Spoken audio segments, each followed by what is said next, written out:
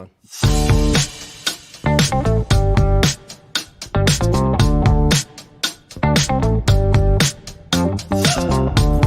This is the reason why you should buy. And we're not asking the most important question, the reason why it was important for them, in their heart of hearts. Like, that's a sale. Then we're going to see results, the mindset. Going into every opportunity, saying to yourself, I would love to have the business, but I don't need the business. When they talk about building their organization just through referral, that means they're missing it.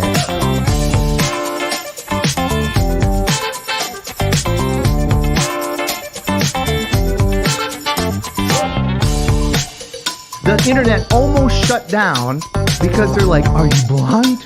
Do you not know what's going on out there? Do you not see what's happening? You just hit 250,000 cold calls. Congratulations.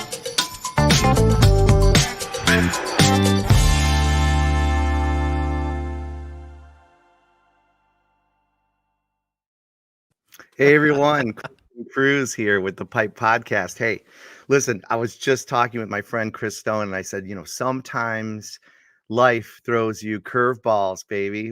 Sometimes life throws you curveballs. Our guest that was supposed to show up this morning, not here yet. Not sure if they're going to make it, but this is what we're going to do. We're going to do something different because now, I already made a baseball analogy, so I'll make a football analogy just so I don't upset anybody out there, Chris. So we're going to punt, right? So That's today's just off the cuff. All right. Today's program is going to be based on how sales and movies and sitcoms, what we can learn like from some of that. We're going to make it fun today. Okay. A little different. Right. And I know at least Chris knows this about me. I'm a big movie guy, big sitcom guy.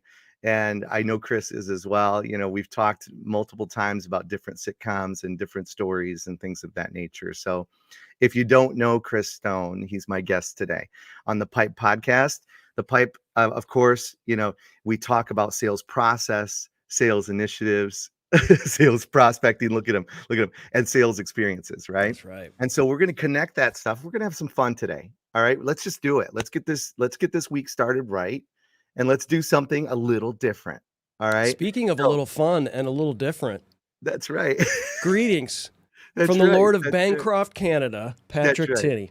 Now, listen, Chris, I know you love doing this, all right, because I've known you for long enough, but just tell our viewers and our guests a little bit about your company, about Cast Ahead, what you do for us, and how you've really made this whole thing, come to life for the Pipe Podcast. Happy to, Crispin. My name is Chris Stone. I run a company called Cast Ahead, and we work with motivated entrepreneurs to do a show because, Crispin, most people, they want to know what goes on in the back end. They don't want to know what goes on behind the Wizard of Oz curtain there and all pulling all the strings and all the stuff. They just want a show, and that's what we do for them. I'm also a co-host on an Amazon show called Dealcasters, and we go live in the biggest mall of the world and solve people's problems, and they end up buying stuff from us. Yeah, it's so cool. It's so cool. I've caught a couple of those shows, and you guys are cooking. You guys are hustling on that show. I love it.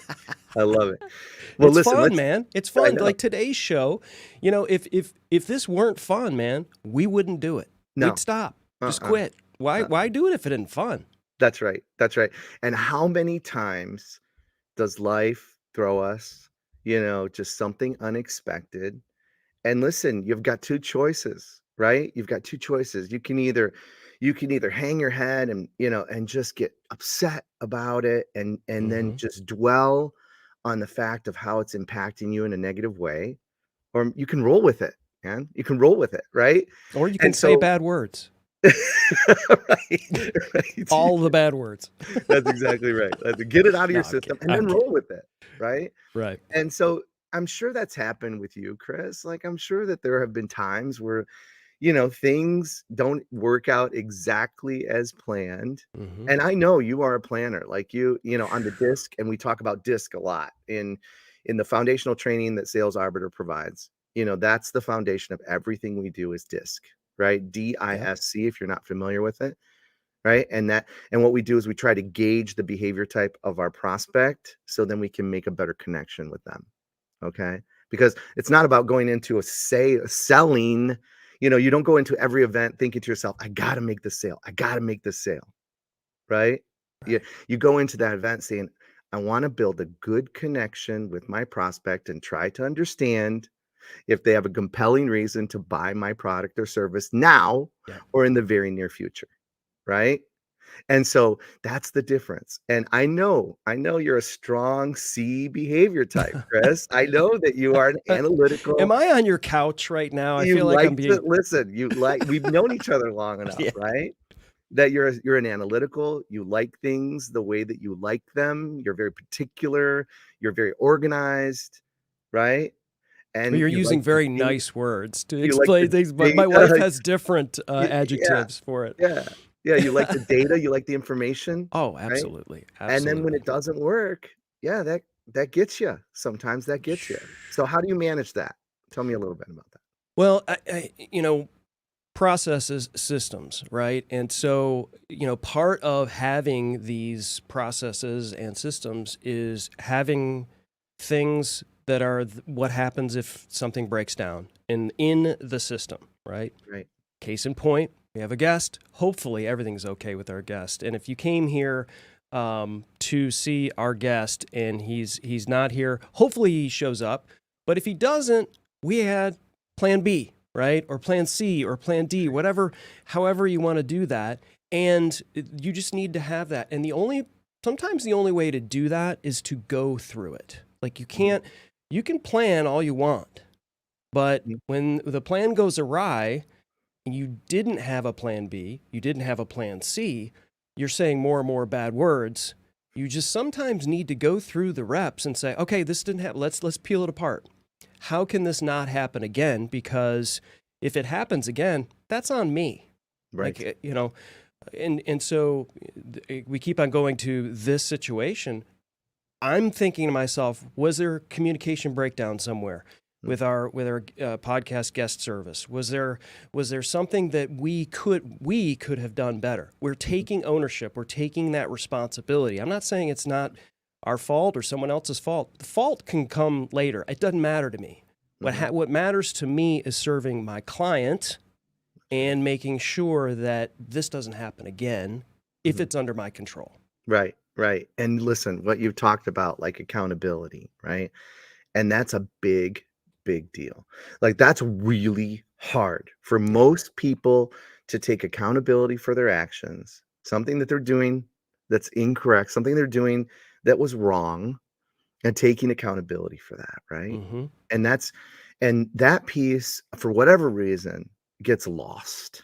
It gets lost, Mm. in translation with people that just simply don't have the ability to step back and say, okay, what could I have done differently?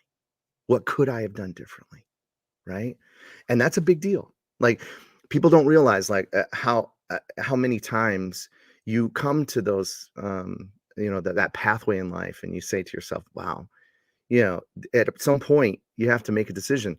Am I going to be accountable for my actions so I can be better?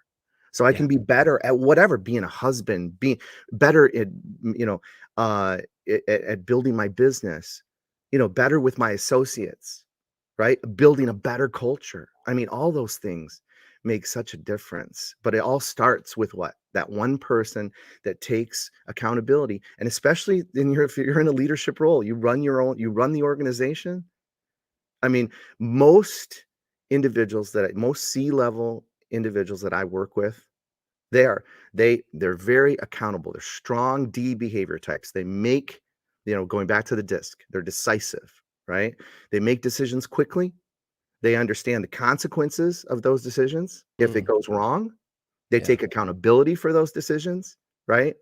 But they want to find someone that they believe that can do the job, that can make, that will keep their promise. And price isn't always the biggest concern with a D behavior type, Hmm. right? I mean, that's kind of the way that it is, those dominant behavior types, right? And we've seen those before too. Yeah. And so pivoting to what we had talked about, like some of the sitcoms and some of the movies, like think about some of the dominant behavior types in those movies that we've seen, right? It's funny, one of my favorite sales movies, Glengarry Glen Ross. Oh God, Like, we could just if you wanna practice disc, right? DISC, disc, look it up. You wanna practice disc, watch that movie, get a pad of paper, and just go through each and every character in that movie and make a mm, determination of what disc behavior they are, because every single one is different. And it's interesting. Like, it is interesting. I did a program on that one time, and it was so fun. The sales team loved it. Now, I had to get them to okay. I had to get the corporation to okay for the bad language, of course. yeah, there's a But few bad but words.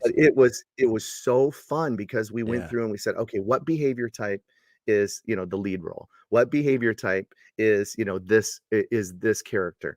And we went through and asked questions, and it was really, really a fun, a nice. fun, time, a fun engagement.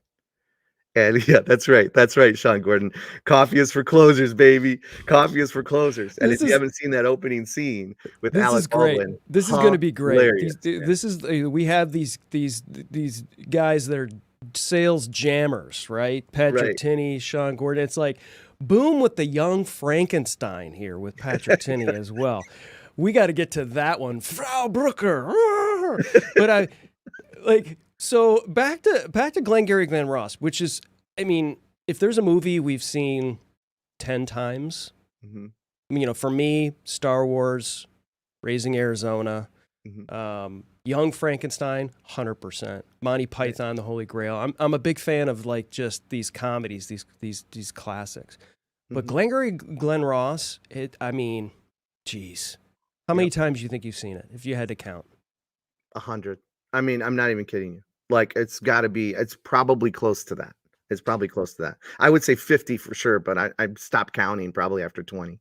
and there's just terrible, terrible sales techniques going on. But there's so much to learn, right, Oh, yeah. Yeah. from the whole thing. So Baldwin, which type is he? Which Alec Baldwin?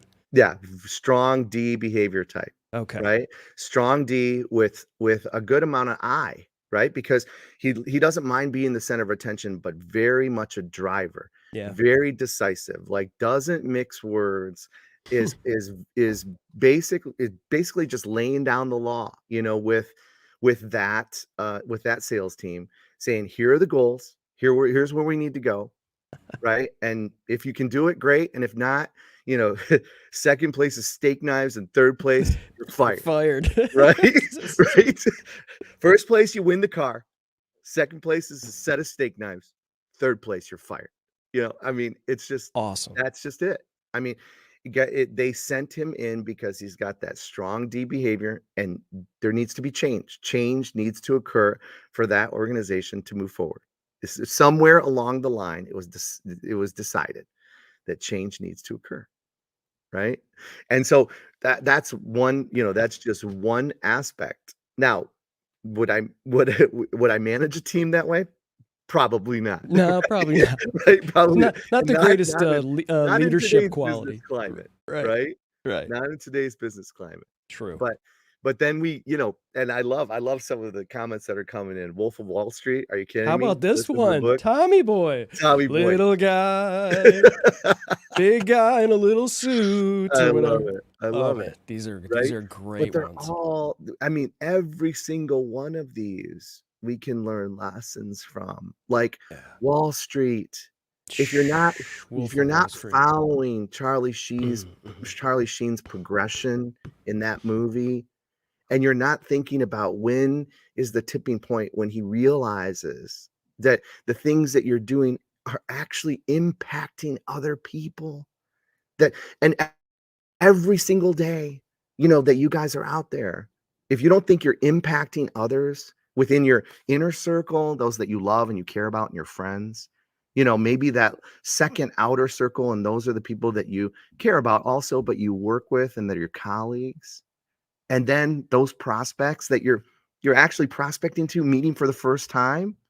right? If you don't think that you're impacting those individuals in some way, you're crazy, man. Yeah. Like you've got to be, then go, go find a lifeguard job, right? I mean, there's still some lifeguard jobs out there Well, because then that's a this profession noble is gig, though. I right, mean, because this profession is probably not for you, mm, right? If you can't handle, like we talked about earlier, the ebbs and flows of what happens in sales. yeah. What are your One thoughts thing, on just that, Chris?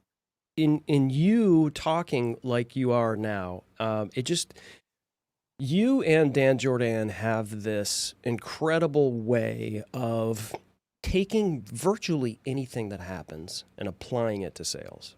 Mhm. It's, you know, I don't know if it just came with the reps of every time Dan doing this and then saying, hey, hey, I just saw somebody riding a tricycle and it's just like sales. And and it's like, God, that makes sense. Like, how did that do that? And you just now are talking about this. So in your mind, you're so wired to when you can enjoy something, right? You can enjoy being with your family, you can enjoy doing whatever, but there becomes a moment in time where your brain just goes, huh, that applies to this client that I have with Mhm. this new client that I have, and they have this issue. I wonder if I can apply this to what I'm doing there. And I I think a lot of people separate that. And there's really like that whole work-life balance thing. Yeah, yeah, sure. Personally, I think is a bit of a myth, especially if you're a salesperson, right? Mhm. You want to Mhm. be a better person. That's going to help you be a better salesperson, right? That's right. So That's that right. there's a lot of, the road's it's a little wide and gray in that world. So if you can just be a better person and go, hey, this happened in my life. I wonder if I can use this. How, Yeah. how, in your opinion, like, are you just wired differently like that? When did that click for you to be able to apply just virtually anything to a sales situation? I don't know. I blame it on my dad. I really do. I Okay. blame it on my dad. Like yeah, and we talk about conditioning at a young age, and he was just a serial entrepreneur, Mm, right? I mean, he always was hustling. He always had something cooking, like just always, And I mean, real estate license for 30 plus 40 years, in the restaurant business for 40 plus years. He would just he he would sell things like, Facebook Marketplace. Like obviously that didn't exist when he was young, right? right. But Right. he would just, he would have a truck full of stuff and just sell it. And because he just loved it so much. And then That's amazing. being a serial entrepreneur, I mean, he would just pick up life lessons along the way, and he would yeah, I mean, teach me and drive those into me, even at such a young age. And then on the other side of that, my mom was just such a operational guru. Like, and I may have talked about this on other podcasts before, but she in the restaurant, like you could ask her the price of a salt or one of those little salt or pepper packets, Yeah. and she would tell you exactly how much it was. Each Like, one. and I'm not even telling you, like it's point 0.2, cents for one of those. I mean, she was just an operational, guru. And you're talking about a woman that didn't go past, an eighth grade education, That's right? incredible. My mom, right? Yeah. And my father, born and raised in the ghetto. Like, I will never forget that I'm one generation away from my mom's family being a migrant worker. Mm. One generation. Like Chris, like they used to talk about as kids when they would go to certain farms to pick vegetables or fruit or whatever, they would say it was a really good farm if they had fresh hay to sleep in, because my grandmother would clean out the chicken coops, Wow. right? For all 9 kids to be able to sleep in the chicken coops. Oh, that's incredible. Right? And so I don't forget that. Like, I don't Mm. forget how my parents were self-made and they worked so hard to make life better for us. Like that's a big deal to me. I don't want to go backward. I only want to go forward. And that's why I keep continuously, condition my children, right? Yeah. I condition them to be better. right? And we're going back to the movies. We've all seen those struggles, right? Hmm. We've seen those struggles in characters that have not been from the best upbringing, have not Hmm. had the best background, have not had the most opportunity in life. They haven't been silver spooned, right? But they figure out a way to to get through it. They Hmm. figure out a way, to have a better life. And Yeah. I think that sometimes gets lost in translation, you know, in especially in today's society. Like sometimes I think that success has become a bit of a swear word. And I'm like, how did that happen? Like, Mm. did someone change that definition? Mm. Because I haven't, but I've seen it and I've lived through it. And I'm 100% minority, Yeah. and so that's also, but I've never seen that as a challenge. I've always seen that as an opportunity. Like I think that Yeah. I just think that there's ways that you can see, and do things in your life that can be different, and that you have to have that. I mean, maybe it's, and not breaking my arm to pat myself on the back, like maybe it's a little bit of an it factor that I can take any situation and say, well, there's probably some good in that. you Hmm. know, or maybe I can apply that lesson to other businesses that I serve, or maybe I can apply that lesson to my family, or help a friend, through a rough time by applying that lesson and helping them to see it differently. I don't know if that makes sense, but No, it absolutely does. It 100% answers the question for me. And I think when you have that attitude of gratitude, like Zig yeah, Ziglar yeah, talks about, that's right? right. When you Our wake up guy. and say, there's lots of people, no matter what, if they were successful and rich or whatever you're trying to do, or they really are worried about their next meal, they Mhm, may not have woken up today. They may not have woken up at 8 o'clock in the morning on a Monday in the middle of June in 2023, mhm. and we did. Yeah, We get to help somebody that's right. today, and the content that we're creating today might help somebody after we're gone. Yeah, I And mean, so when yeah, you think like that, when you think, hey, like you do with your son, and you do with the people around you, like, how can I take what my family instilled in me mhm, and try to instill it in them, even though they have more than mhm, I did, mhm, right? I mean, how many times, even in the midst of the migrant worker situation and all of that stuff, how many times did you hear your dad, well, when I was young, we didn't have this, yeah, right? yeah, How that's many right, times have you said it right, that's to your right. kids, right? How many, well, when I was young, we didn't have Facebook Marketplace. We drove around with a trailer, or That's right, whatever. that's right. Well, one of my favorite stories is when my father said, he walked through we just built a new home, right? We're blessed. I say blessed because we are blessed to have built a new home. And I walk in and I say, wow, this is our house. Like Mm. it's still, I'm still amazed when I walk through the front door. And and so my parents came for my middle daughter, her graduation. And my father walked through the home, and he said, these are the homes when I grew up that I wasn't allowed into. Like he had friends Wow. that were white, right? Yep.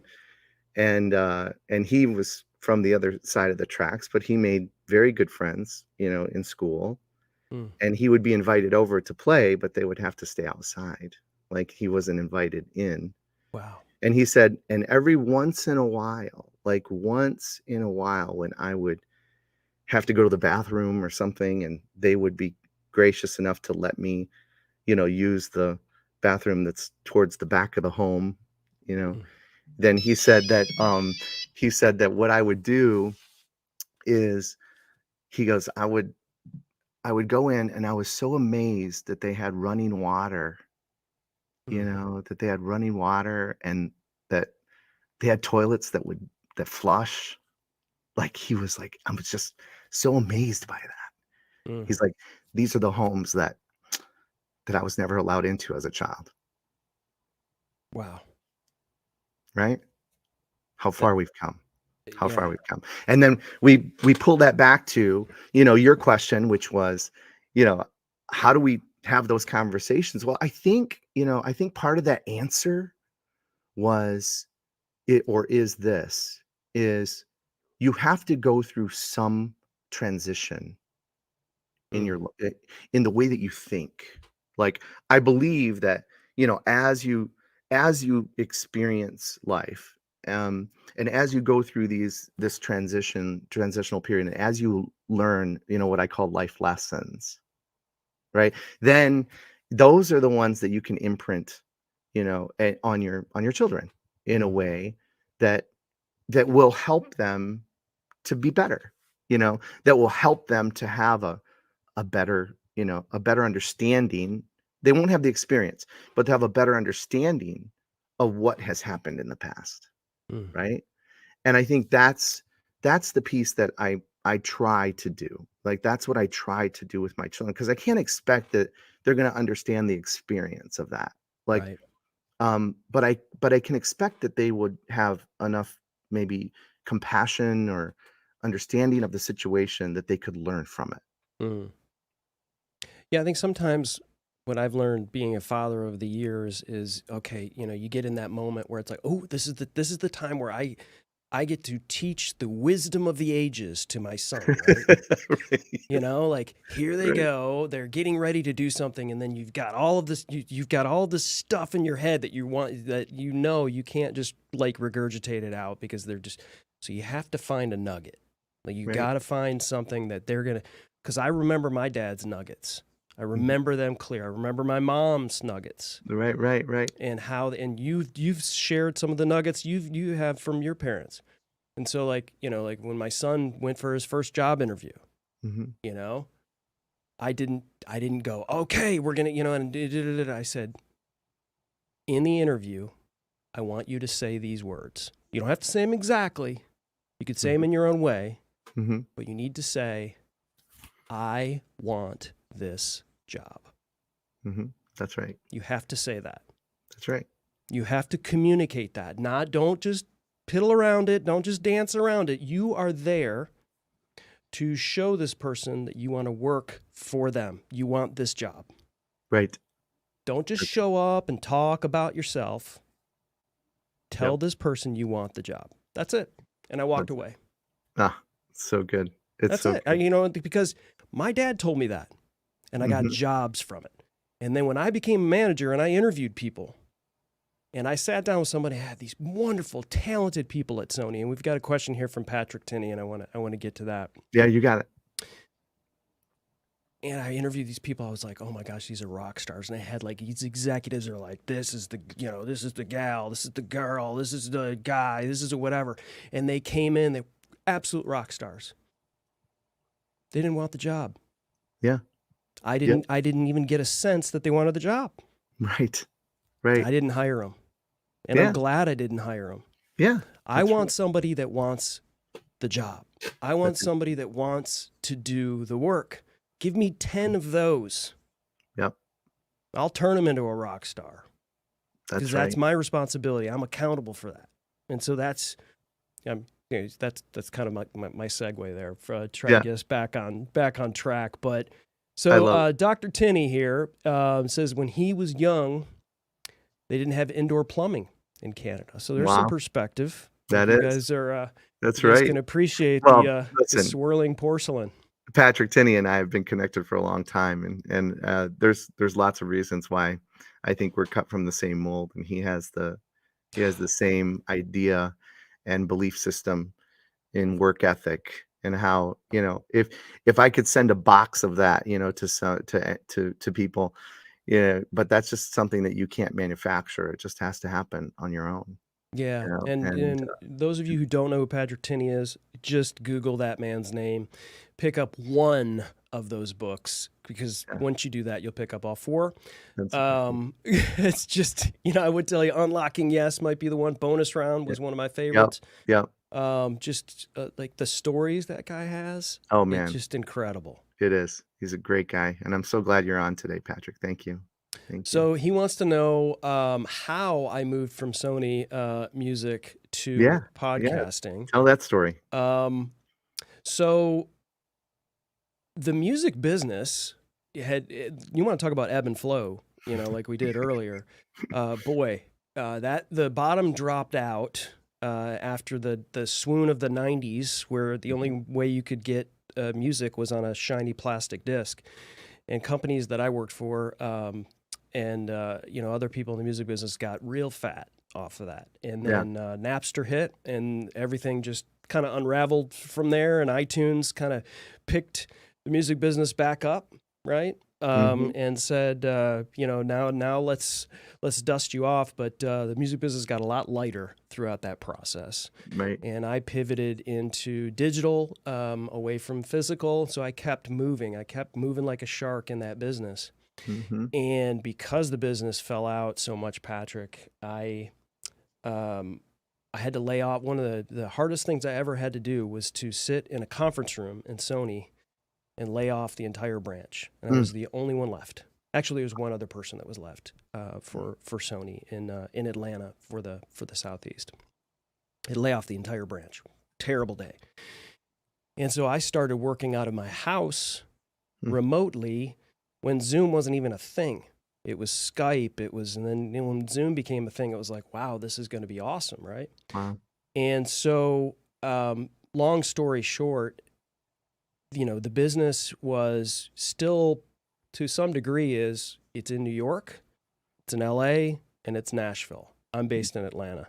Now, in Atlanta, you can be anywhere in 24 hours. Doesn't matter. Right. I mean, this is one of the beauties of living here.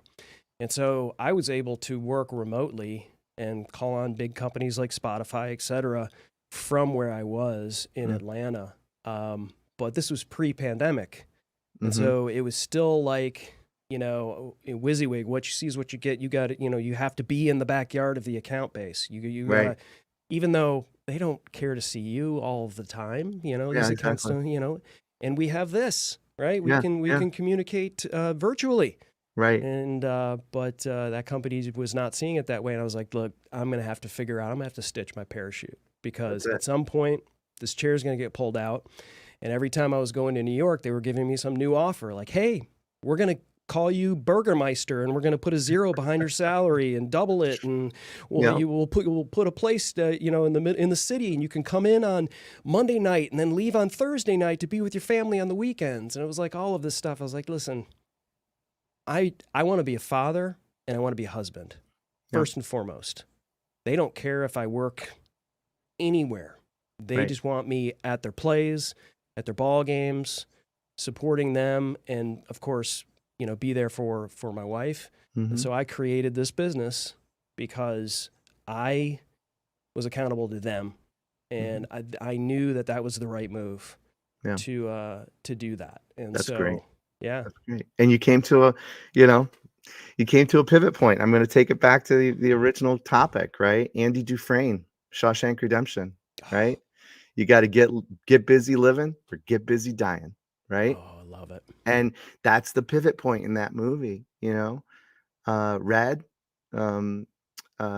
he doesn't know. He didn't know at that point if Andy was going to make it through the night. He thought that he may do something detrimental to himself. Like he thought he was going to put himself in harm's way, or maybe, he didn't know what was going to happen through that night. He said it was the longest night he's ever had, right? The longest night he's ever had in prison. And because of his friend, he was so worried. But Andy knew he had to make it. He had to make a choice, right? He had to make a choice, and you came up against that too. And again, so many applications for what happens in characters' lives. And the one thing that I'll draw it back to also, Chris, is a lot of sales, a lot of what we do in sales, you have to act ACT, you have to act the role, right? You have to act the role. A lot of people are not just natural born salespeople. And so what does that mean? That means they have to be able to tune their behavior type, their disc, to try and match and mirror the individual that they're engaging with, right? And That's probably how does that work? What does that look like for someone who, let's just say hypothetically, we're gonna I don't know, role play, I guess. sure. It makes me a little bit nervous role playing with somebody like you, but I don't know what I'm getting myself into, Patrick Tinney. It's okay. But if I'm someone, clearly I'm extroverted. I'm not introverted. Yeah. But if I talk to lots of introverts, Mhm. and some have become very successful in selling. Sure. Sure. So does acting come into play if I'm someone who's introverted and I know that I have to sell? Like, how do you work with someone who's in that sort of framework and that mindset in Yeah. order to be like, they're just inside, they're just terrified? Oh yeah. So part of that is working on the 6 inches between your ears and knowing that, listen, you're just playing a role. You're playing a role, and your Mm, role is salesperson, right? And so now when we define that piece, then we start to work with them on disc. And we take them through a whole disc program. We make sure that they understand what their behavior type is, because they have to know thyself before they can actually apply these tools to others, right? And so then once we start to unpack that piece to understand what the behavior type is of the actual salesperson, now we start to fine tune that. Okay. And what I mean by fine tune is this, is that then if you're engaging with the D behavior type and you're not typically in your everyday, normal base identity behavior, you're not a D behavior type, you're not a dominant, you know, um, behavior type, then you have to turn up your D, turn down your I, turn down your S, and turn down your C. I mean, I actually have, trained individuals to look at those as dials.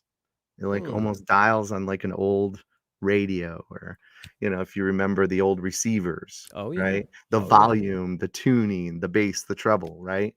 And so look at those as dials. And when you're engaging with a high I, you have to keep your I kind of in the middle. You have to turn your D way up, because the I behavior type is this person that will just talk about anything. They're the ones that could literally talk to a tree, right? And have a full blown conversation, right? And so you have to be careful with those, because they'll go off track, they'll go everywhere, right? Yeah. So you have to turn up your D so you can be more dominant in that conversation. And so then you keep them on track, right? Hmm.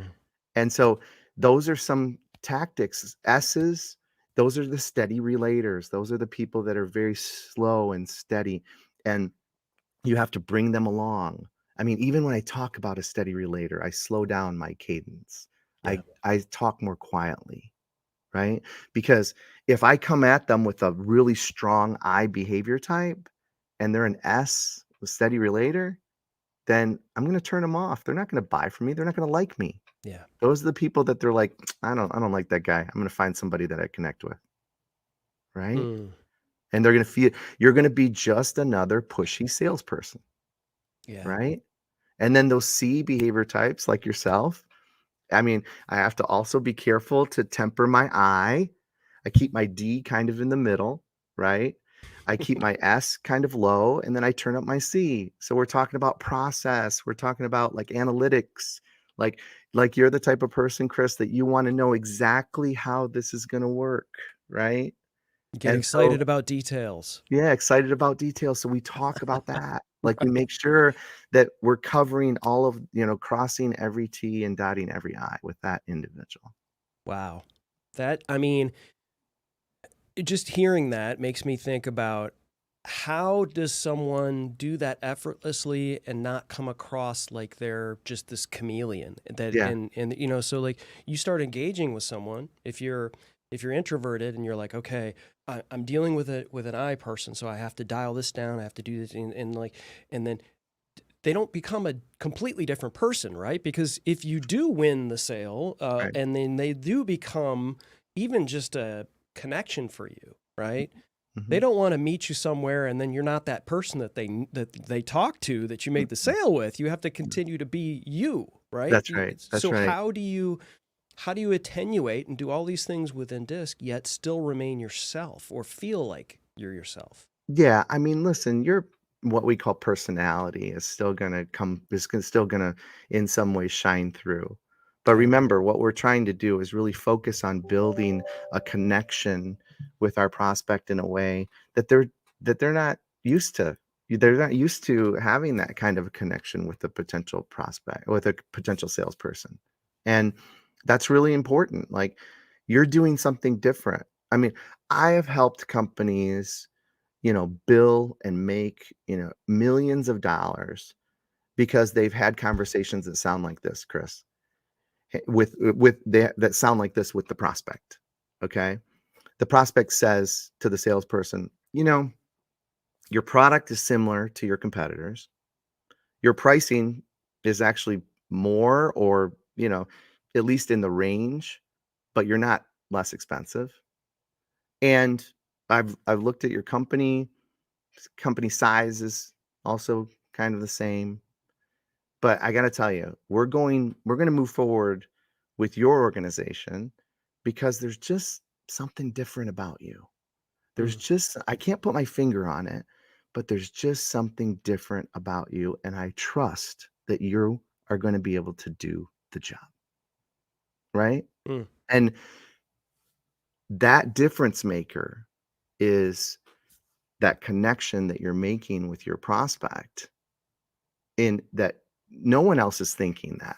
Your competitors aren't going into the selling event saying, I've just got to make a really deep connection with this prospect and then make a determination on whether or not they're compelled to buy my product or service now or in the very near future. And if there's a fit between our two organizations, right? Right. I mean, It's trusting the person over the brand, right? That's So like and I'm not saying that Sales Arbiter isn't a brand, but I'm saying when someone thinks Sales Arbiter, they think you. Yeah. They don't think this, right? They don't say, oh, well, this company works with all of these other companies, so they must be somebody I should work with. That's it. They want That's to work with you. Yeah. You're the person. You're not just the face of your organization. You're somebody that they can talk to. Yeah. Because Yeah. you did talk to them and you developed that trust. I love that, how you laid that out, that differentiation. It's so lost, I think, for entrepreneurs. And you get caught in your head like, how am I ever going to be able to do this? There's other people that do the same thing. That's right. There's bigger companies that do the same thing I do. That's right. That's But right. you're you. And that's how you differentiate yourself. You don't have to compete on price. Mhm. Yep. Absolutely don't. Yep. Hey, Chris, this has been great. We're going to wind it down. All right. I appreciate, you jumping in, and really it was a great show. We had a lot of good comments, and Yeah. thank you for those that stayed on and listened this morning. And I'm so appreciative that you came on today. And thank you, Sean Gordon. Thank you, Patrick. Thanks for all of your recommendations and your interest and your questions. And we'll see you again next week. I always close like this, Chris. You know how I close the show. Keep selling and have fun doing it. Thank you so much. We'll see you soon. Thanks.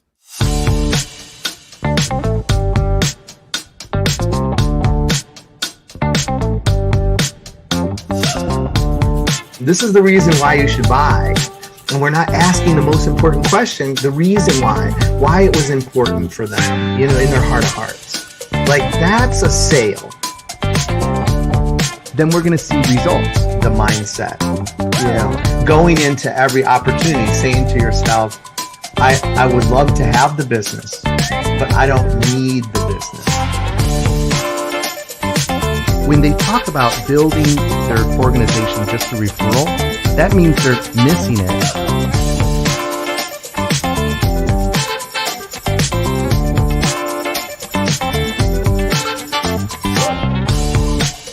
The internet almost shut down because they're like, are you blind? Do you not know what's going on out there?